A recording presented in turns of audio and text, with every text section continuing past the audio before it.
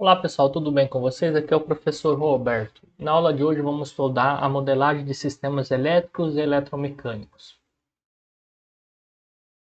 Modelagem de sistemas elétricos e eletromecânicos. Bom, circuitos eletrônicos e dispositivos eletromecânicos, né, como por exemplo solenoides e atuadores, são amplamente utilizados por engenheiros para instrumentação e sensores.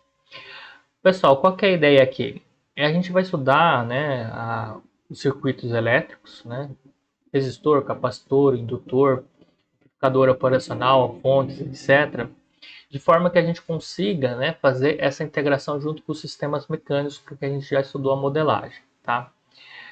Então a gente vai ter utilização de solenoides, né, que são bobinas, né, e que podem ser atuadas também, motores elétricos, etc. Então o final é que a gente consiga modelar, né, esses sistemas eletromecânicos em que a gente tenha componentes elétricos e componentes mecânicos, de forma que a gente consiga encontrar o modelo matemático que representa esse sistema. Tá? Então vamos estudar primeiramente aqui os sistemas elétricos.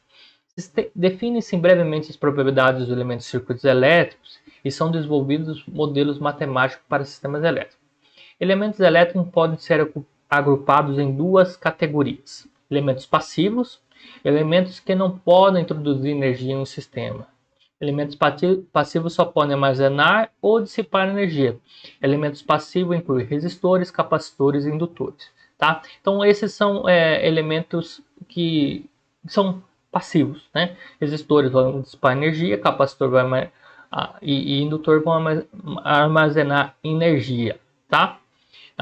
Daqui a pouco a gente estuda eles com mais detalhes. E os elementos ativos, elementos que podem introduzir energia no sistema. Fontes de tensão e corrente são elementos ativos, tá? Então a gente vai estudar esses dois elementos também. Vamos lá.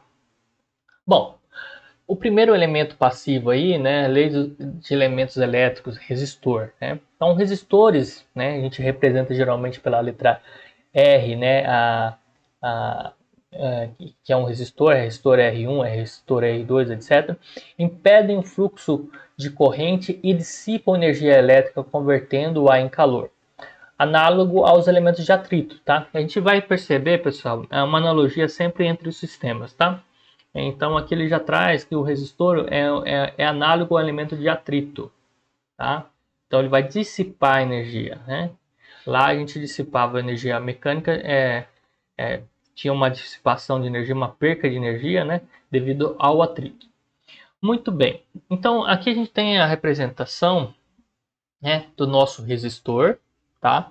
Tem o símbolo da corrente elétrica. Então a corrente elétrica está passando nesse fio aqui, tem um resistor, né? Então ele vai passar por esse resistor e a saída aqui no negativo, tá? Então a gente geralmente representa, olha aqui, já dando a dica para vocês, né? O resistor elétrico aqui, ó, esse aqui é o resistor geralmente utilizado em eletrônica, tá? O que a gente vai fazer aqui? No sentido que entra a corrente, sempre vai ser o positivo, né? E a saída aqui, negativo. Então aqui nós temos essa tensão. Aqui a gente está chamando de E de R, tá? A gente utiliza também V de R, tá? Mas aqui a gente está utilizando esse material que estamos utilizando para a aula, ele define como sendo E de R, né? Mas poderia ser V de R, né? Tensão sobre o resistor. Então a tensão sobre o resistor, como que eu sei qual que é o sinal aqui? Né? Então vai depender da corrente aqui. Né? Então se a corrente está nesse sentido, eu vou colocar positivo aqui, negativo aqui, e a queda de tensão é nesse sentido aqui, tá bom? Então tem uma queda de tensão de E de R, tá? Então a queda de tensão através do resistor é dado pelo resistor, né, o valor da resistência aqui, vezes a corrente, tá? Então aqui nós temos a tensão que vai ser dissipada, né? Essa lei de Ohm, resistor ideal linear, tá? Então ele tem um comportamento linear quando a gente utiliza o resistor ideal, ok? Bom, então E de R é a tensão através do resistor, né, dado em volts, a corrente é dada em ampere, né, e a resistência aqui, ohms, né, é o do resistor, ok? Bom, aqui só lembrando, né, a potência dissipada por um resistor, né, potência, né, P, é igual a E de R vezes I é dado em watts, né? Então tensão vezes corrente. E ela nada mais é que a derivada da energia, né? A potência é a taxa no tempo de energia. Né? Então é menos RI ao quadrado aqui negativa, porque ela está dissipando energia, né? Então o resistor dissipa energia, então por isso que é dado por negativo aqui, menos RI ao quadrado. Ok, pessoal? Mas o importante para nós aqui, ó, a primeira equação aqui do resistor, tá? E de R é igual a R vezes I, lei de Ohm. Muito bem. O segundo elemento aí passivo, né, é o capacitor. Então, capacitores, né, tem o desenho aqui de vários tipos, cerâmico, é, eletrolítico, né, e de poliéster, etc. Vocês vão estudar isso aqui um pouquinho melhor em eletrônica, tá? Mas aqui a gente quer saber pelo menos o conceito para estar modelando eles, né? Capacitores, né, representado pela letra C aí, que vai dar a capacitância, são dois condutores separados por um dielétrico isolador, né? Então aqui são duas chapinhas, pessoal, né? Então tem o lado positivo e negativo, são duas chapinhas, e o que tem no meio, né, dessas chapas é chamado de dielétrico. Pode ser o ar, pode ser algum tipo de material plástico, etc. E isso aqui vai criar o campo elétrico aqui no meio que vai estar armazenando energia, tá? Então a gente tem a relação carga-tensão para capacitor, né? Uma equação aqui já bem importante aqui. Então a carga do capacitor é igual a capacitância vezes a tensão no capacitor. O Ezinho aqui a gente está usando tudo para tensão, tá, pessoal? A tensão sobre o capacitor. Como a taxa no tempo da carga é corrente, então ele fez o que aqui? Fez a derivada dessa equação, tá? Então ficou, né? Lembrando aí de novo, novamente, né? Que Q ponto é nada mais é que dq sobre dt, né? Que é igual, dq sobre dt é igual a corrente, tá, pessoal? Então a variação de carga, né? A taxa de variação de carga, né? É igual a corrente. Isso aqui vai ser igual a C, a derivada. A gente está derivando essa equação aqui, né? C é uma constante, né? Capacitância fixa, né? De dEc, né? Sobre dt, tá? Então isso aqui é igual a C e ponto C, lembrando, né? E a derivada, isso aqui é igual a ponto, tá? E aqui fica Q ponto por causa disso, tá? Então Q ponto, que é igual a corrente, que é igual a C e de C. Então essa equação aqui é a equação, é a EDO fundamental do capacitor. Essa é uma equação importante, nós vamos utilizar ela bastante, tá? Muito bem.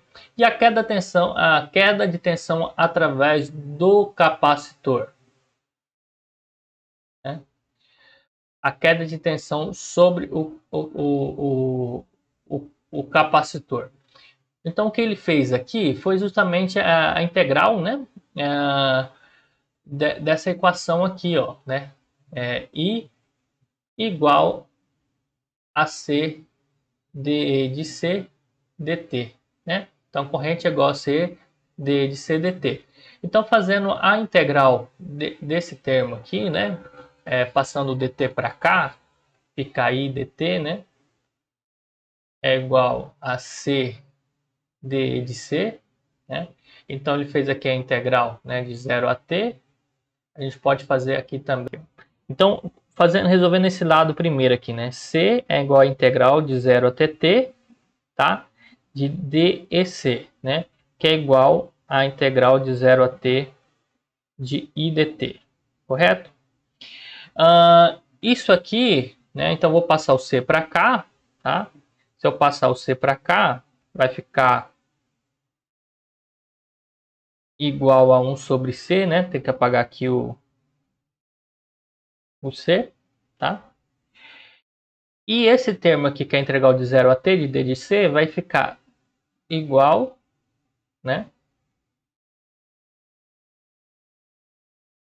A e de c, né? Para 0 e t, né? E de c de 0 a t, né? Vai me dar exatamente isso aqui, né? E de c de t, né? Menos e de c de 0, tá? Então, por isso, né, então esse de t é igual a menos aqui, vai passar para esse lado, a gente tem a solução da integral aqui. Ok, pessoal? Deixa eu apagar aqui. Pelo menos ficou mais claro qual que é essa, como que resolve isso aqui, tá? Isso aqui, resolvendo a IDO, a gente consegue encontrar qual que é a tensão sobre o capacitor, tá? Então, parte dessa equação aqui, que é a equação da IDO fundamental, ok? Deixa eu apagar o restante aqui também. Não vou conseguir apagar agora, mas tudo bem. Continuando aqui, né? É dada aqui também a energia armazenada no capacitor e a sua potência, né? A energia do capacitor, né, é 1 sobre 2 de C de E ao quadrado, né, da tensão sobre o capacitor, né? C elevado E elevado a C ao quadrado aqui, né? É a tensão do capacitor. Então, derivando aqui, a gente acha a potência, tá? Que isso aqui é nada mais, nada menos que a tensão vezes a corrente, visto que C E de C, ó, é igual a corrente. Então, fica I de C vezes a corrente aqui, tá? Que é I. Então, E de C vezes I é igual a tensão vezes corrente. Por isso que a potência, né, sobre o capacitor é a tensão vezes a corrente aqui. Ok, pessoal? Muito bem. Agora vamos para o outro elemento aqui, né? O elemento que é o indutor. Tá? O indutor, né? L, né? Cujo termo L é indutância, armazena energia no campo magnético, né? Que é criado pela corrente que flui através de uma bobina ou fio, tá? Então o que a gente tem aqui, pessoal? A gente tem aqui, ó, mesma representação da bobina aqui, ó, né? Um terminal e o outro, né? Positivo e negativo, tanto faz aqui. E aqui cada volta é uma espira, tá? Então aqui teríamos uma, duas, né? 3, 4 espiras, né? Aqui tem mais espiras, tá? Provavelmente pode ter várias camadas também de espiras aqui no indutor, correto, pessoal? Então esse aqui é um indutor, né? É um fio enrolado, etc, né? E aí tem vários números de espiras, né? A bobina, tá? Então, quando a gente tem o indutor aqui, vai armazenar energia, né? A lei de Faraday aqui, ó, a lei de Faraday da indução magnética estabelece que uma bobina de fio terá uma diferença de tensão, tensão aqui, E de L, induzida através dela, se o fluxo magnético está variando com o tempo, né? Então, o fluxo magnético aqui, ó, o enlace, né, do fluxo magnético é dado em Weber, né? O L aqui é o fluxo magnético. É dado pela indutância vezes a corrente I de L, que passa aqui. Então, a corrente I de L, certo? E aí, a variação, né, do fluxo magnético, né, o lambda aqui, ó, é igual à tensão no indutor, tá? Então, isso aqui vai ser proporcional aí ao número de, de, de indutância e da corrente, tá? Bom, então os termos aqui, então a corrente que passa sobre o indutor, a tensão sobre o indutor, a indutância, tá? O que é importante para a gente aqui? Qual a equação? É essa equação fundamental do indutor aqui. Tá? Que a tensão através do indutor, né, E de L, é igual a lambda ponto, que é a derivada do fluxo magnético, né, do enlace do fluxo magnético, que é igual a L e ponto L, tá? Isso aqui é aquela famosa equação aí, né? Então, E de L, né, é igual a L DI dt. Geralmente a gente vê assim, né? Ou DI grande aqui, vai ficar igual ao nosso caso, tá? Então, a queda de tensão através do indutor é E de L DI dt. Então, essa é a equação aqui, ó, é a equação do indutor, é a EDO fundamental do indutor, tá ok, pessoal? E de forma similar, aqui temos a energia manejada no indutor, né? Energia magnética aí, né? E aqui a potência, que também é tensão vezes corrente, correto? Fazendo a derivada da energia aqui, né? A gente encontra que é a tensão vezes corrente. Certo, pessoal? Bom, então aqui até o momento, o que é importante? A gente tem três equações básicas, né, três equações diferenciais. Essa aqui, a do resistor, não é uma IDO, né? Mas temos a E de R igual a R vezes I, né? Temos Q ponto, né, que é igual a corrente, né? Ou aqui, né, I é igual a C de E de C dt, né, que é a famosinha, mais famosa nesse formato, tá? E temos que E de L é igual a L di dt, né? Ou L vezes a derivada da corrente, ok? Então são essas três equações. Bom, pessoal, vamos falar um pouquinho sobre as fontes, né? Então os elementos ativos, né? Então a gente tem a fonte de tensão aqui, que é a mais comum. A fonte de tensão ideal, né? Representada aqui os terminais positivo e negativo, né? A tensão de entrada, né? Se não tiver nada que é igual a tensão entre os terminais E, é igual a tensão de entrada, porque está paralelo aqui, né?